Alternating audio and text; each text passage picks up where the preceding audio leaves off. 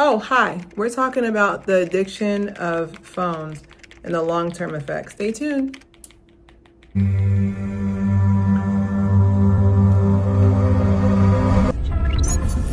All right, welcome back to another episode of Claire Hair. We are launching value, and today we are talking about phone addiction disorder, PAD. So I'm going to split this up into 3 sections. The first section is going to be the effects of the phone. So we're going to get really brainy, talk about the levels of hormones that are affected primarily for the reason of phone addiction. We're going to talk about examples. And then, of course, we're going to give you a solution because we do not need you to go back to your phones. Okay, actually, you're watching this from your phone, aren't you? But definitely give me love on my shorts channel for my short attention span. So let's talk about hormones. So we have our feel-good hormones. We have dopamine, which is your reward hormone. We have serotonin, which is your happiness hormone. We have oxytocin, basically the love hormone. And then we also have endorphins, which is natural painkillers that the body produces when you are in levels of hurt. So the reason why this is important is just the fact that we need to understand that phones are not natural. They're not a natural part. And I know people are just like, it's that dang phone. They were right. They were actually right. It is that phone. It's not natural. So think about just go back in the days. Like we did not have light. We did not have fake light. We only had natural light. So even how our eyes are shaped and how they're introduced to having a phone in front of our face, it's also like with concentration. I've also noticed that a lot of people complaining about eye strain, and it's basically from your eyes not being used to artificial light that close, especially if your brightness up. My phone is completely, besides filming, like my brightness, even during the day, I'm just like, like my brightness is completely low. But definitely for sure, like the dopamine effect, or the reward effect, is very, like, those 4 aspects. Dopamine, whenever you get that, an example of this would be like whenever you get that feeling of like, oh my God, they looked at my page. And then serotonin is like happiness, like you'll see a cute video. And then oxytocin, some people fall in love from a person on a line that they've never met. Oh my God, I love this person. You've never met this person, never encountered with them before. And then also as well as just endorphins of just like having like that natural painkiller. So a lot of people use it to regulate their emotions as well as from doom scrolling. So the prefrontal cortex, basically your frontal lobe, is very responsible for paying attention and also your decision making. That's why it's very easy for whenever there's an amnesiac attack, you hit the front part of your head, like it really affects your ability to make decisions. And people always think decisions like, should I wear a pink shirt or should I wear a red shirt today? No, like when it affects your decisions, it's mostly like, should I breathe right now? Like basically like your motor skills as well. Like which piece should I use? Like my aspect in that reasoning is the fact that like the longer you stare at your phone, okay, the longer you stare at your phone, the more that gets you're rewiring your brain. So instead of your brain being focused on, decision making, it lowers itself to rewire its brain to be entertainment focused. So when your brain is in its entertainment mode, it's pretty much wiping everything out. It's just focused on being entertained. So it's not using any cognitive skills. That's why you'll see a video, and like I said, like I've seen people in the comments as well where I've already answered a question, and I'll see in the comments be like, hey, but what hormone is responsible for your happiness? That's serotonin. I already said it. So this is what I mean by just your attention span as well. Your attention span also allows you to eat, sleep, do your business, like your attention span as well. So if you have a short attention span, it's very easy for you to be like, okay, well, I'll just stay up. Like your attention span is going to just shorten and erode over time. I feel like as well, like with rewiring your brain, like our brains are not meant to look at screens all day. Okay, even with work, like I have they said 20-20 rule, like 20 minutes you're working, 20 minutes look away. Okay, so this is going to be the example. So I feel like the reading comprehension, I talked about this in a previous video, I feel like the reading comprehension, and there's been studies about the average 12th grader's reading level is that of a middle schooler. Overall, just general knowledge test scores are out the window. And I feel like as well, it's just simple comprehension. Like, I have suggestions too later on, but simple comprehensive skills are definitely lacking. That's why there's so many hurt feelings around nowadays.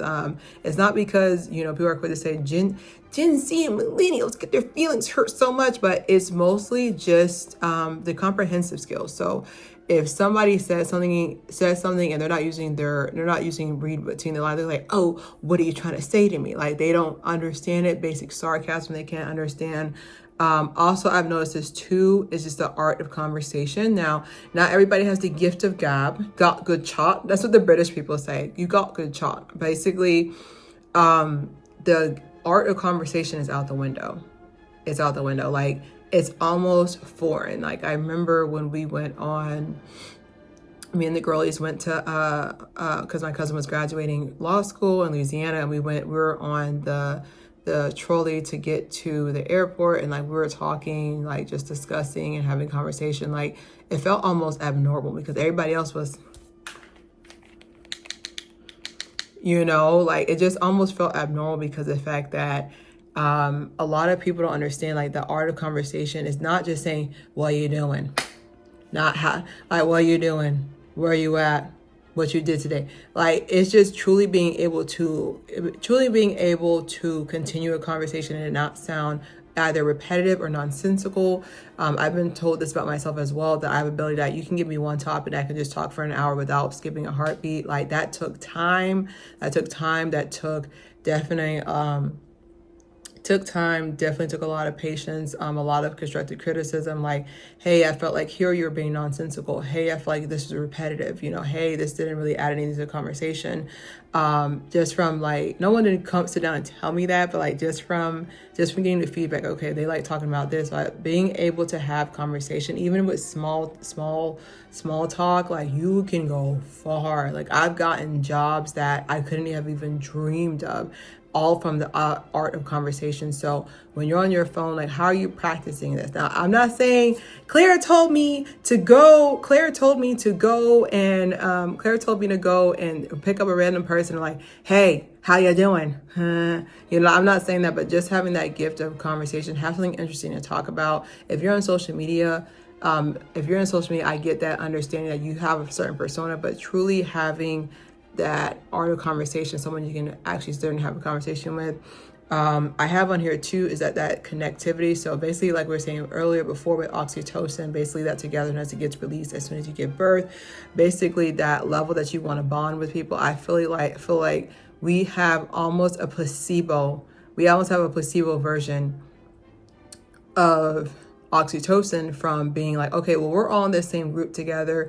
We're all family here. But it's sometimes that's true. Sometimes that's true. Sometimes it's not, so I feel like definitely being able to know what's true and what's fake. Like, yes, you have that community on, like, I've had some support groups that I've joined. I wouldn't say support groups, but basically like people who have like-minded stuff for me that I'm going through that I can't really tell anybody yet, because the battle's not over. But like, I feel like a sense of community, but I know it's not truly my community, if that makes any sense. And then people think that people also think that just because like they view your story, they're caught up on your life. I could be showing you a filtered version. I could be going through trials and tribulations on the other side, and yet here is my happy video of me smiling. Like, you never know what somebody's going through. So definitely for certain in that aspect. I have on here too, like, my final example is just I just noticed it, like, just from looking. So it's very easy for me to just, I'm a natural observationist, I have a whole degree. So it's very easy for me to look and I'm just like, dang, y'all all on your phone. Like, what is that person texting you? Like, I'm not trying to say that. Excuse me. I'm not saying that you can't be on your phone, but like, it's different than like me. I'm like, I'll take a video if I'm at a concert, and then I'll move on. You know, I won't like be on my phone. I'm gonna be in the moment. So my suggestions coming in at number 5, notice the physical signs. So if you feel like your eyes hurt, close them. Like, I'm guilty of this too, because there'll be times where like I'm like up like 11 o'clock, that's late for me, 11:30, just editing a video. And if I was lazy with it, probably 1 o'clock in the morning still editing a video. But definitely, like, if you notice your eyes are tired, that is your body and God as well, if you're religious. He's trying to tell you, your eyes are trying to tell you that you need to close them. Okay, like, I promise you, sometimes I feel like when they say get a good night's rest, they mean close your eyes. Because imagine having this on your imagine having this in your retina for hours on hours on hours, you know. So like, just like I said, like when you're looking at your phone, you're unnaturally having your eyes focus on one point, you know. So all right, coming in at number 4 is be the example for the next generation. So unfortunately, like, these kids are being raised, unfortunately, fortunately, but these kids, they are being raised on electronics, like from the first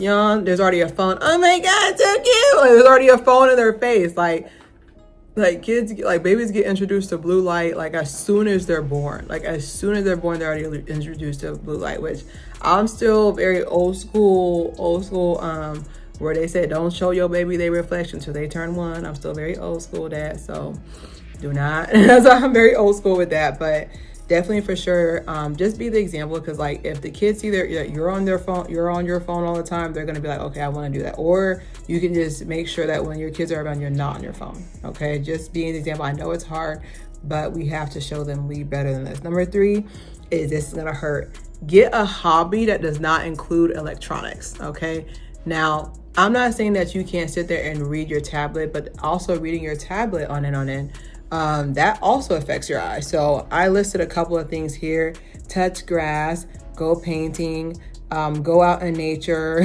go on a hike, bird watch, like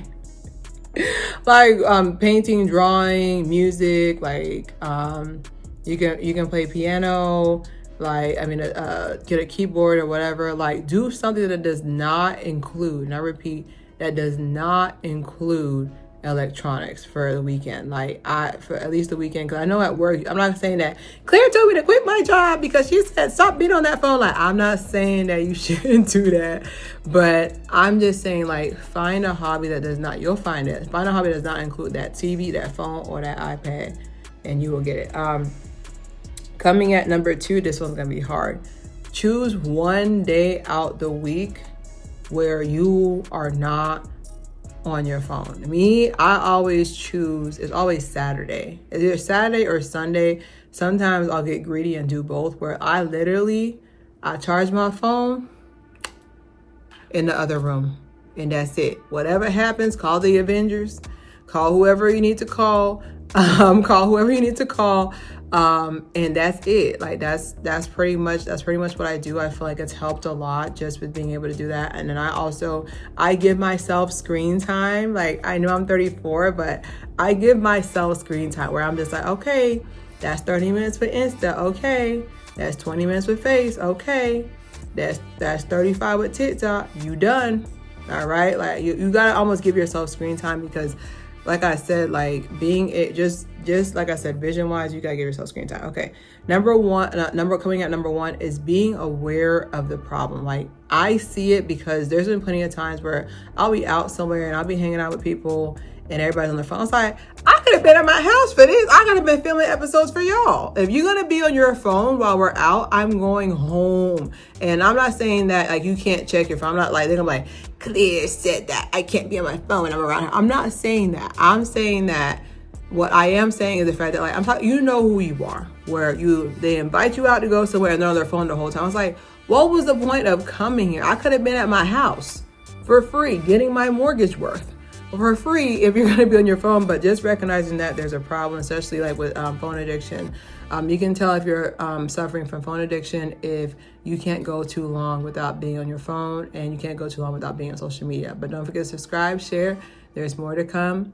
it's clear hair.